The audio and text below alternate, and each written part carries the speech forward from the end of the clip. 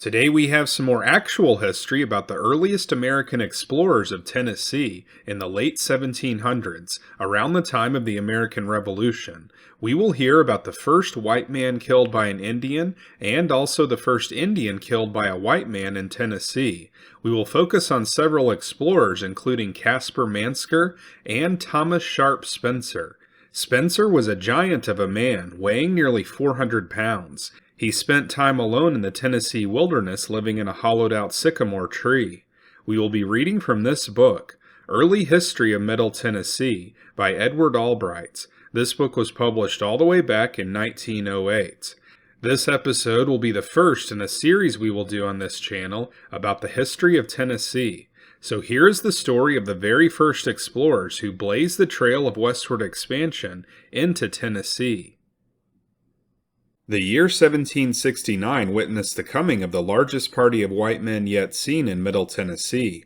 They were organized in June for the purpose of hunting game and exploring in the country west of the mountains, and were afterwards called Longhunters because of the length of time they were away.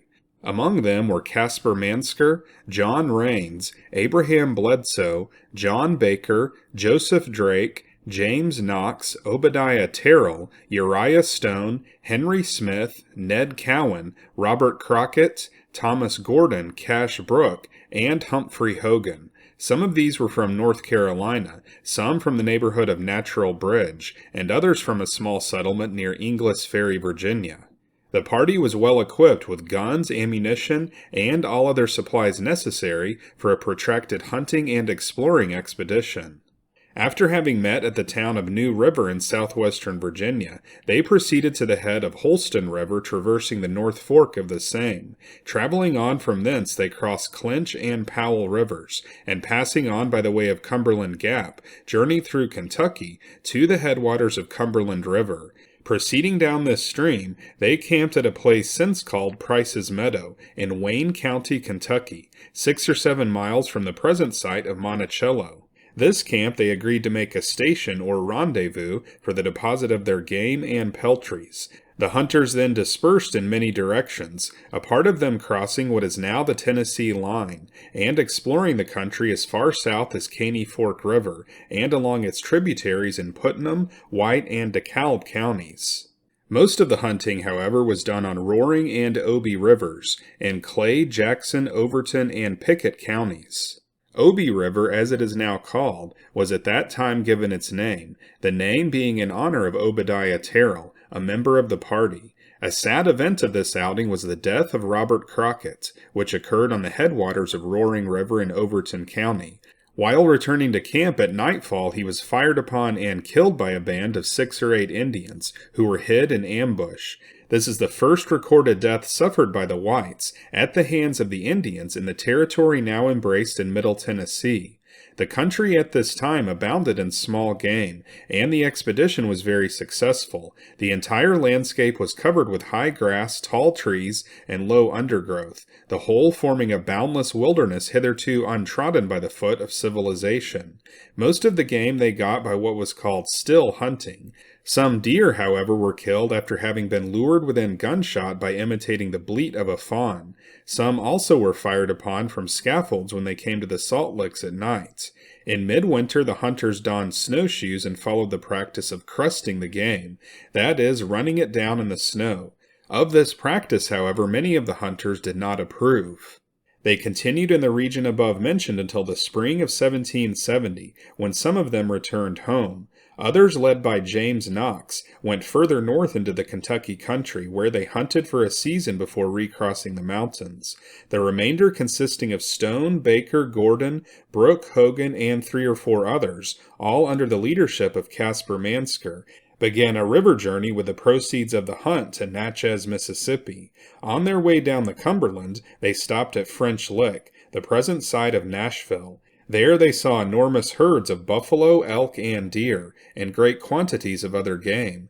The country surrounding was crowded with wild animals, the bellowings of the buffalo resounding from the hills and forests. They had found but little game in the upper country, so some of this they now killed, and of the hides they made coverings for their boats. At this place also they met Timothy Demonbreun, who had erected his trading station there 10 years before. This visit by Mansker to French Lick marked his advent into a region in the subsequent settlements, of which he was destined to play a conspicuous part. Rowing on down the river, they came at length to the Ohio. There some of their boats were looted by a band of Indians, but Mansker and his party fell in with some French traders, who were generously inclined, and in return for what they had lost, gave them a supply of flour, salt, tobacco, and taffa, the latter a drink which was especially prized. Proceeding down the Ohio and Mississippi, they arrived in due season at Natchez, then an outpost of the Spanish headquarters at New Orleans. There they sold their cargo consisting of hides, furs, oil, and tallow, after which Mansker and Baker returned to their home at New River, Virginia. Others went around by ship to North Carolina, and the remnant of the party settled in Natchez. Those who returned to the colonies gave such glowing accounts of the abundance of game and fertility of the soil on the Cumberland that the desire for western exploration became very intense. At Natchez, Uriah Stone found his boat, which had been stolen from him by the Frenchmen on Stone's River several years before. The latter had descended to that place by water and then disposed of the boat and cargo, departing thence for parts unknown.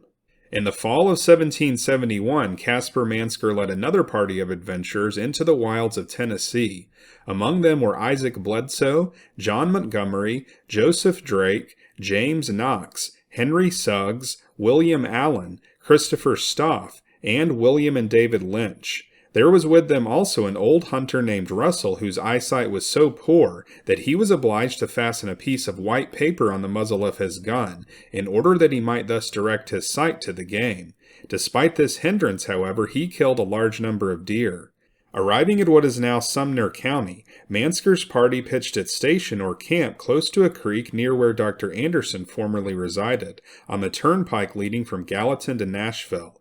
It was in this way that Station Camp Creek got its name.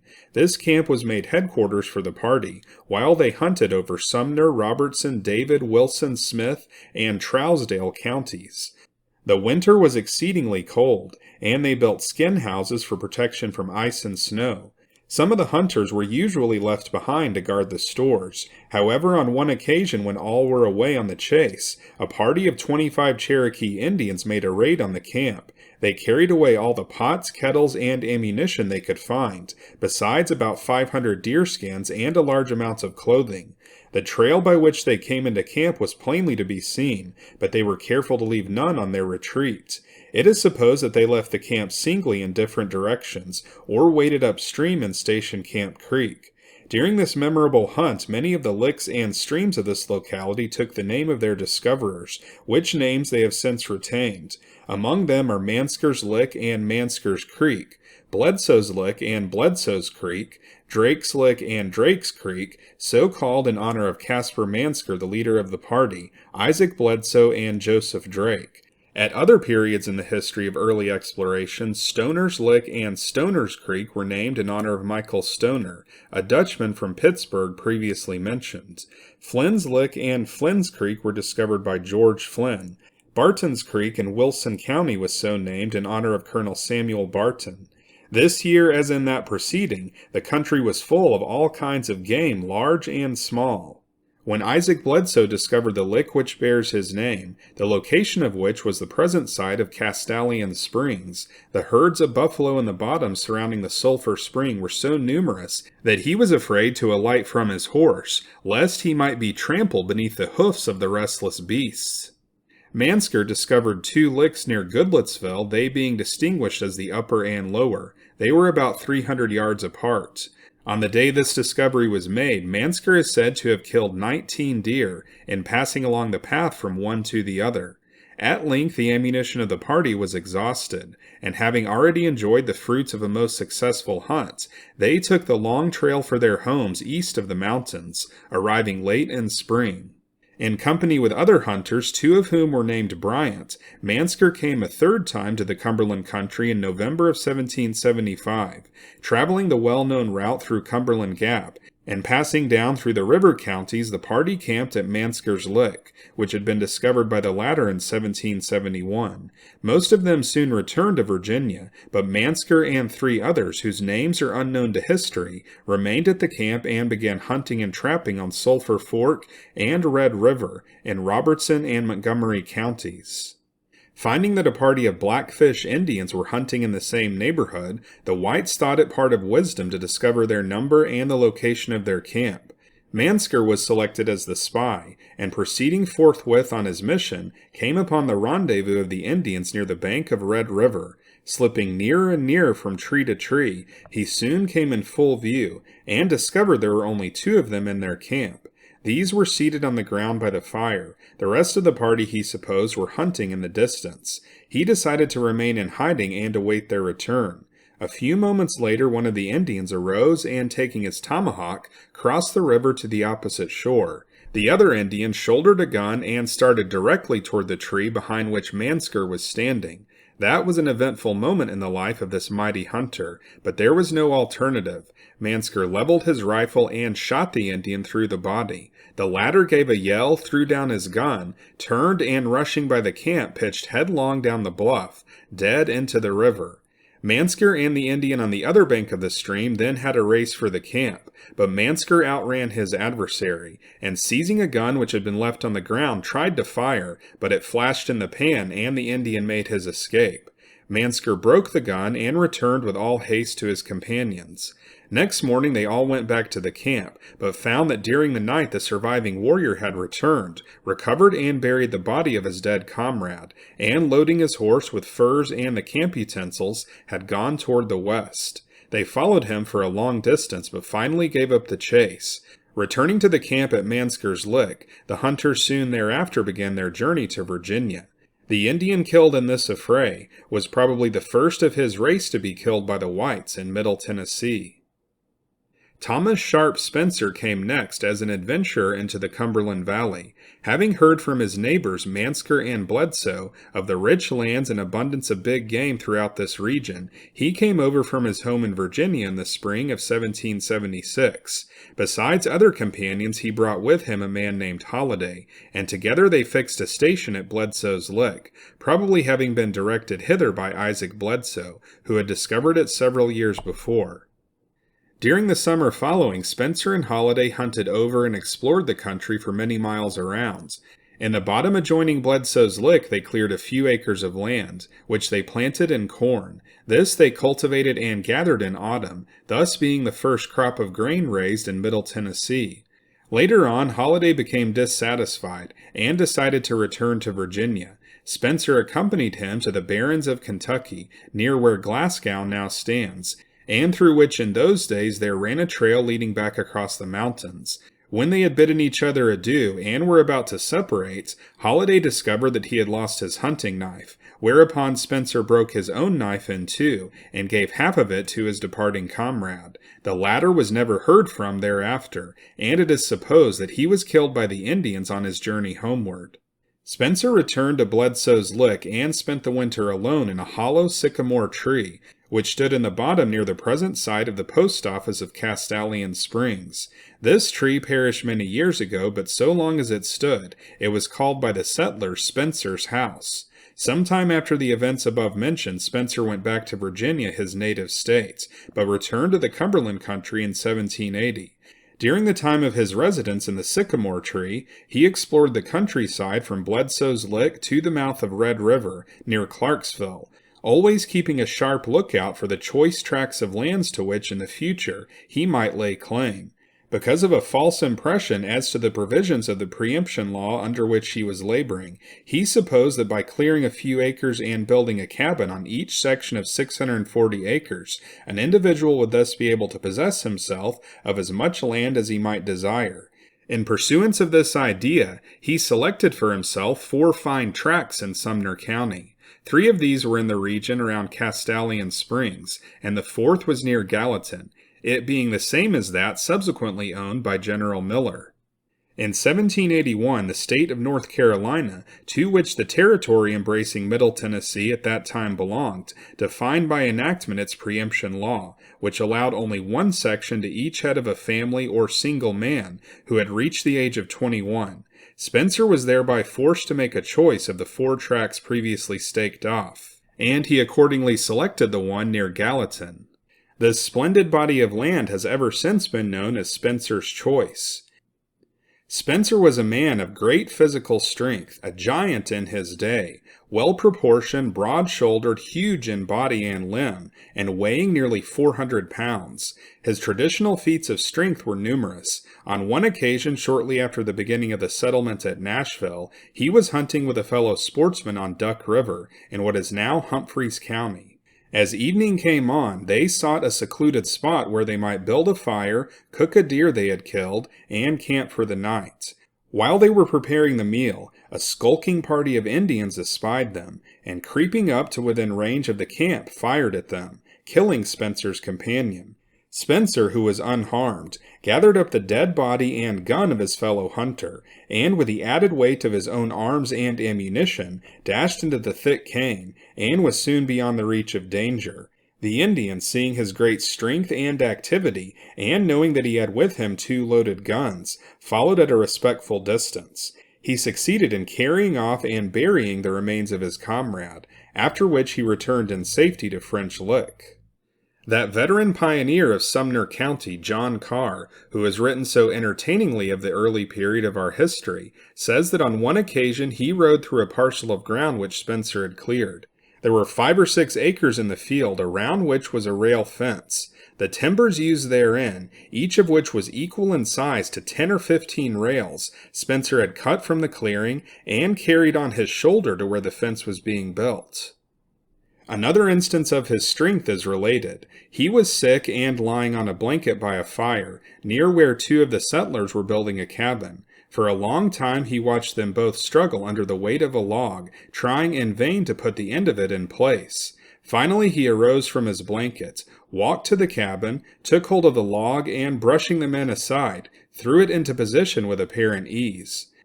Spencer had a large foot, huge even in proportion to his immense body. During his first winter at Bledsoe's Lick, Timothy Demonbreun, as previously related, was conducting a trading station near Nashville, and had associated with him a party of hunters from Indiana and Illinois. One morning just at daybreak, Spencer, who was himself a mighty hunter, and who happened to be in the neighborhood, chased a herd of buffalo close by the door of a hut in which one of these Frenchmen was sleeping. It had been raining, and the ground was very soft. The sleeping hunter, aroused by the noise of the chase, came out and seeing Spencer's footprint in the mud near the door, became frightened. He swam the Cumberland River and ran north through the wilderness until he reached the French settlement at Vincennes. There he related his experience, and declared that he would never return to a country that was inhabited by such giants. Spencer was of a quiet and peaceable disposition, and being possessed of a good face and gentlemanly manners, was held in high esteem by all the settlers. Like Daniel Boone and others in kind who blazed the way of civilization on its westward march, he loved the solitude of the forest, and often in times of the greatest danger would for weeks hunt through the woods alone, and seemingly without fear. In this way he supplied food to the settlers in times of great need. He was never married, and after the settlements began to be established in Sumner and Davidson counties, he had no abode of his own. When not away on an expedition, it was his custom to spend the night at any station most liable to be attacked by the Indians. In the fall of 1793, Spencer returned to Virginia for the purpose of winding up an estate, and receiving therefrom a legacy which was his due. Returning with a party on horseback by way of Knoxville, they had reached an elevation which, because of this event, has since been called Spencer's Hill, near the headwaters of Caney Fork River. True to his custom, Spencer was riding alone some distance in advance of his party, when at a gap near the top of the hill, he was fired upon and instantly killed by a band of Indians who were lying in wait. Thus ended a career than which in all the annals of early history there is no more shining example of undaunted courage and heroic self-sacrifice. His horse, which was a splendid animal, took fright from the fall of his master, and dashing through the line of howling Indians which had surrounded him, fled back to the party, and thus escaped capture. Spencer's early advent into the region of Bledsoe's Lick proved to be a connecting link between the roving bands of hunters and adventurers who first came hither, and that hardier company whose annals we are about to consider, and who, through toil and bloodshed, with trowel in one hand and sword in the other, laid broad and deep the foundation of a mighty commonwealth. So that's it for this episode about the early history of the state of Tennessee. This episode focused on some of the early explorers and Longhunters. The next episode in this series will talk more about the larger parties of settlers who came to Tennessee starting in the late 1770s. Those settlers had to face Indians such as the Chickamaugas as they came in by river. Many settlers were killed in attacks along the river before they ever set foot on land, but others made it thanks to the heroism of the men and women who fended off such attacks. Later in this book, the author discusses how the area roughly encompassing Tennessee and Kentucky was basically a neutral hunting ground that both the northern and southern tribes used. There was a loose alliance at this time between most of the southern tribes such as the Cherokees, Choctaws, Creeks, and Chickasaws, and a separate alliance for most of the northern tribes, particularly the different Iroquois tribes. So around 100 years before the U.S. Civil War, and earlier before the first settlers arrived, there was already a north-south distinction between the Indians, and there would often be a fight if the two groups crossed paths in the hunting grounds of Tennessee. This channel is called Unworthy History because we cover actual history that has now been deemed unworthy of airtime on history channels on TV. Those channels now only cover the history of aliens, skinwalkers, cars, or garage sales. But here on this channel, we keep actual history alive by reading directly from old books. If you'd like to access additional videos here on our channel, then you can join our Patreon page or become a YouTube channel member. In addition to having access to our members-only videos, your contribution towards keeping actual history alive will be recognized at the end of each episode. So if you want to see more episodes like this, then be sure to like and subscribe, and we'll see you next time on Unworthy History.